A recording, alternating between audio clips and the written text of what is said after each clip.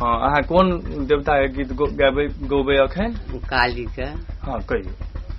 कहाँ नेहलौं काली कहाँ लाट झाड़लौं हे गिरिजा महारानी कहाँ कैलौं सोला हो सिंगार हे गिरिजा महारानी गंगा नेहलौं सेवा का बाटलाट झाड़लौं हे गिरिजा महारानी गहबर में सोलह हो सिंगार हे गिरिजा महारानी कौने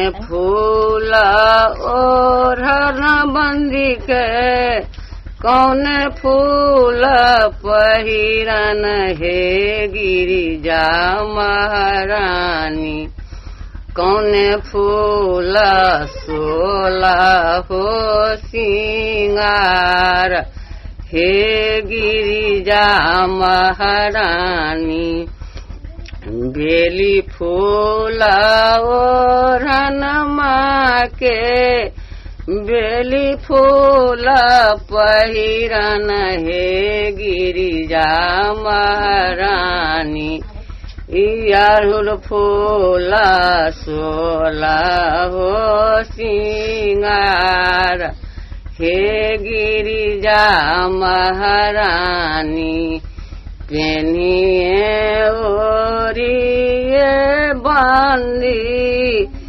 गहबर में पैसा लाऊं हे गिरिजा महारानी कर लगलौं या बाला गोहारी हे गिरिजा महारानी कर लगलौं सेवा के गोहारी हे गिरिजा महारानी। भगले। हाँ। अच्छा बंदी के नाम जे लेलिए बंदियो तो एक देवता छै। हाँ घर में बंदी छथिन ना एगो का है। अच्छा काली बंदी गोरिया बिसहारा दुनिया बाबा एला चंदन का देवता